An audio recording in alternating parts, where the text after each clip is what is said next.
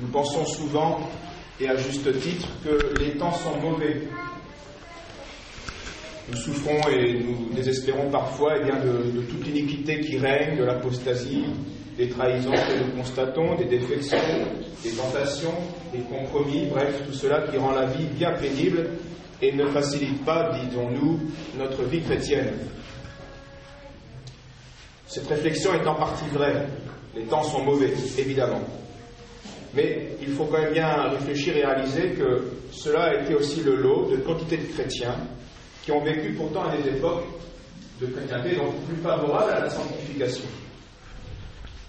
Il faut donc bien se persuader que, quelle que soit notre époque et quelles que soient les difficultés qui nous accablent, là, notre vie chrétienne consiste essentiellement et pourra toujours s'épanouir dans l'amour de Dieu, qui est le premier et le plus grand commandement, et dans l'amour du prochain. Quelles que soient les conséquences, c'est l'essence même de la vie chrétienne. Quelles que soient les circonstances, c'est l'essence même de la vie chrétienne. Et c'est par ces commandements-là que fleurira la sainteté, et quelles que soient les circonstances affligeantes dans lesquelles le chrétien se trouve. Pour illustrer ce propos, eh bien, je voudrais vous parler des martyrs de la Chartreuse de Londres, qui le manifestent bien. Voilà des Chartreux qui donc pensaient, quand ils sont rentrés dans le monastère, ils pensaient passer leur vie cachés dans le silence et dans la solitude, dans l'oraison, la contemplation et les bonnes œuvres. Bref, dans la paix et dans la tranquillité de leur couvent, protégés par la règle et par le couvent. Ils vivaient de plus, ces Chartreux de Londres, sous le glorieux règne d'Henri VIII, qui, après avoir combattu l'hérésie de Luther, il avait fait un livre contre Luther, eh bien, avait obtenu du pape le titre, s'il vous plaît, pour un laïc et un roi, de Defensor Fidei, défenseur de la foi. Bref, tout allait pour le mieux, dans le meilleur des mondes, dans cette Chartreuse de Londres. Ils ne vivaient pas la grande apostasie que nous vivons, ils ne sont pas ces chrétiens qui devaient souffrir de la persécution de l'Antichrist, ils se sanctifiaient paisiblement sous un roi chrétien. Ah, les chanceux, dirions-nous. Oui, mais voilà, comme cela arrive très souvent, le petit monde paisible que nous avions cru ici-bas définitif, eh bien, va s'écrouler, et s'écrouler tout d'un coup. Tant que le roi Henri VIII vivait dans la crainte de Dieu, eh bien, son gouvernement était prospère et spirituellement, il était renommé, même redouté, comme tout roi peut l'être, mais estimé.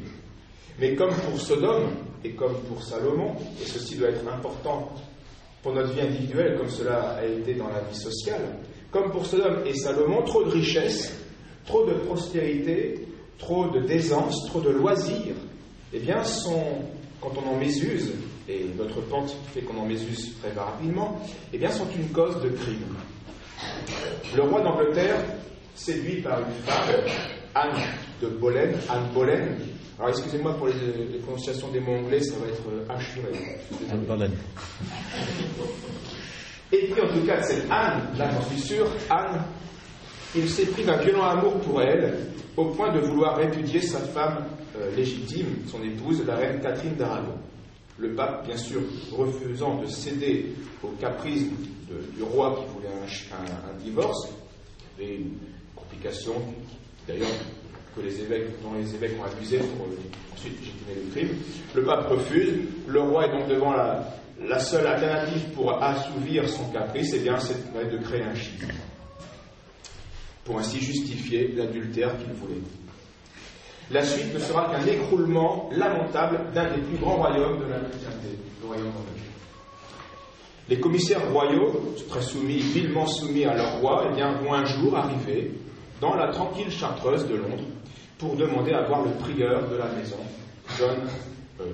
Jean Houghton, qui, lui et tous ceux qui étaient soumis, eh bien, se sont été, il fallait qu'ils reconnaissent la légitimité de la répudiation de la reine Catherine et la légitimité du nouveau mariage avec Anne. Le prieur répondit que ni lui ni les siens ne se mêlaient des affaires du roi et il espérait ainsi s'en sortir. Mécontents de la réponse, les commissaires royaux exigèrent que tous affirmassent par serment que le premier mariage était illicite et le deuxième bien légitime. Devant son refus, ils vont être enfermés à la Tour de Londres pendant 1 mois. Entre-temps, quelques gens dévoués aux Chartreux vont les persuader qu'il ne fallait pas combattre sur ce problème-là, ce n'était pas une affaire de foi pour laquelle il faut mourir. Alors, sur ces conseils, les Chartreux vont décider d'accepter quand même les exigences des envoyés du roi. Ils vont être aussitôt libérés de prison et rentrer dans la Chartreuse. Là, Jean Houton et les moines vont prêter tous serment exigé par le roi. Nous sommes en 1534. Ce serment, on reconnaissait qu'on allait donner au roi et à la reine, donc en fait à la maîtresse de reine, et à leur héritier la dignité, le style et le nom de leur royal état, sans les appeler ni hérétiques, ni schismatiques, ni infidèles. Donc en fait, vous reconnaissez mon crime. Pour la petite histoire, il faut savoir que Anne Boleyn ne fut que la première maîtresse d'une série de 7 maîtresses officielles, car malheureusement il y en a eu d'autres, et qu'elle finira décapitée par son amant, par son amoureux. Elle finira décapitée comme la moitié des maîtresses officielles de Henri VIII. Vous voyez, Henri VIII est un exemple parfait de l'enchaînement, de la spirale infernale d'une faiblesse, d'une faute, d'une chute, d'un péché, et puis tout est détruit. Sa vie familiale, sa vie individuelle, sa vie sociale, tout le royaume, et par le royaume d'Angleterre, c'est toute la juiverie et toute la colonisation et le protestantisme vont pourrir le monde.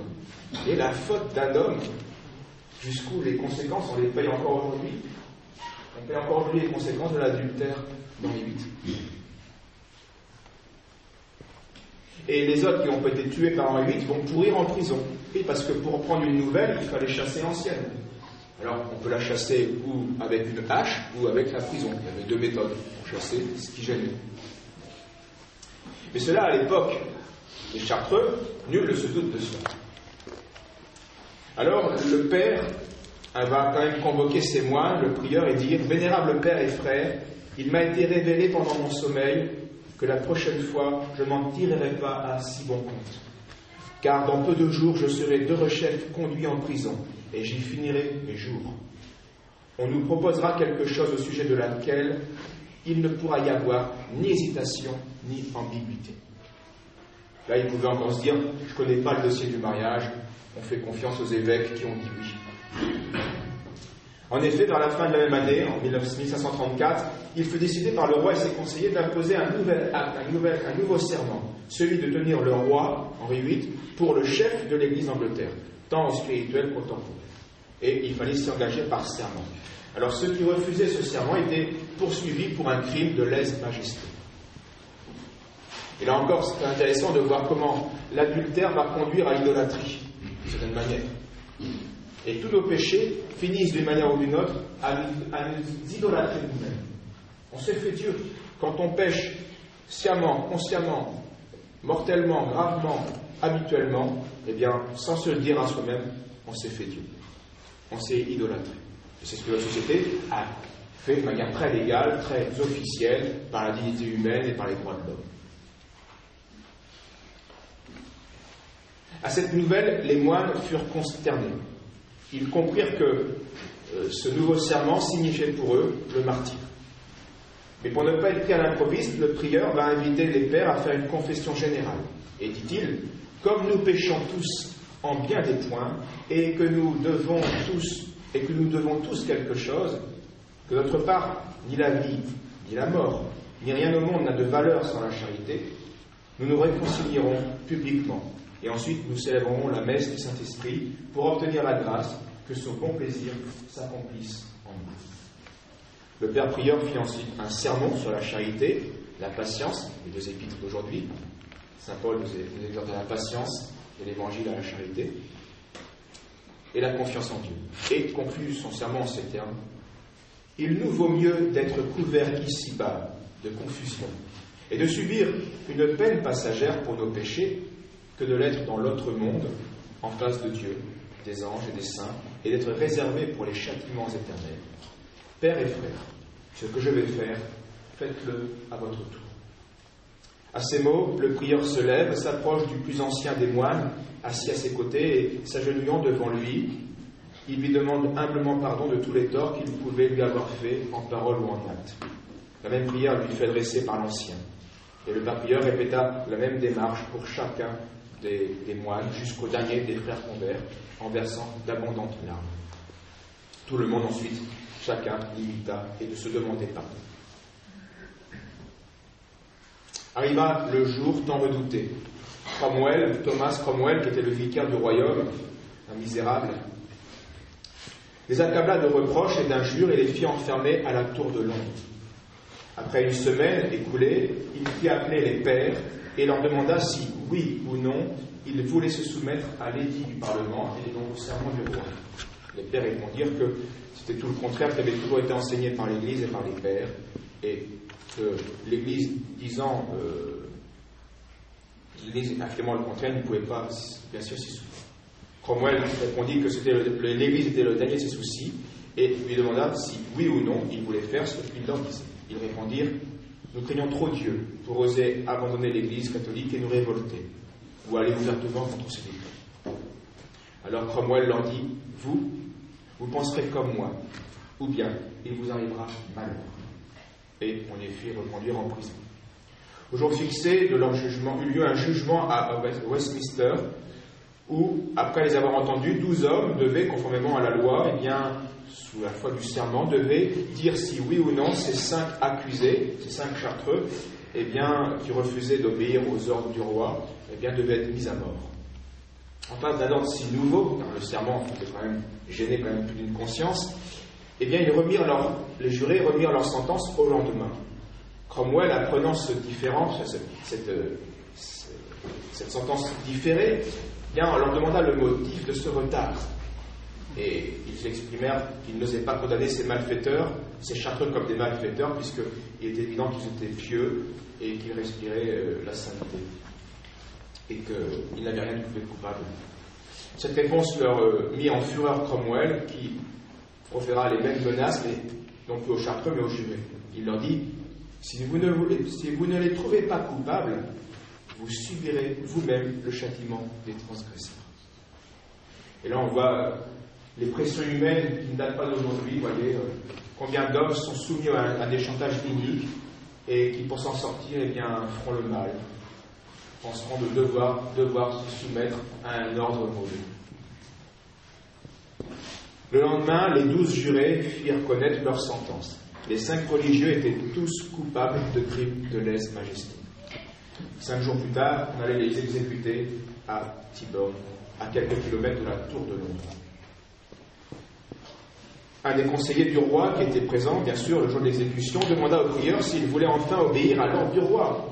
Et à ce moment-là, grâce lui serait faite.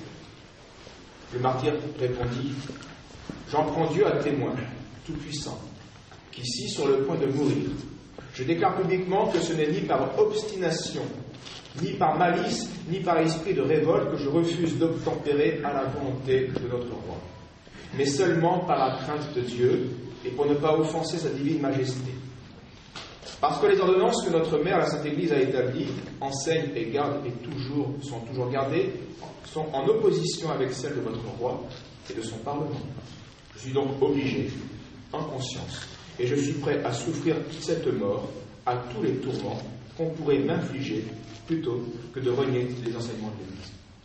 Vous voyez, ce chartreux, comme tous les chartreux, voulait être tranquille et prier tranquillement et honorer Dieu. Les circonstances l'ont obligé à accepter une mort unique.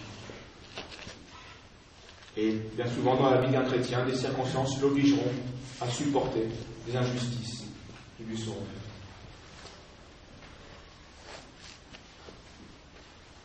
Sa prière finie, le sinistre rituel de l'exécution se mettra en route. Il se faisait en 4 points. D'abord, il était traîné derrière un cheval sur une clé, à travers tout le pavé de la ville de Londres, sur plusieurs kilomètres. Ensuite, on était pendu.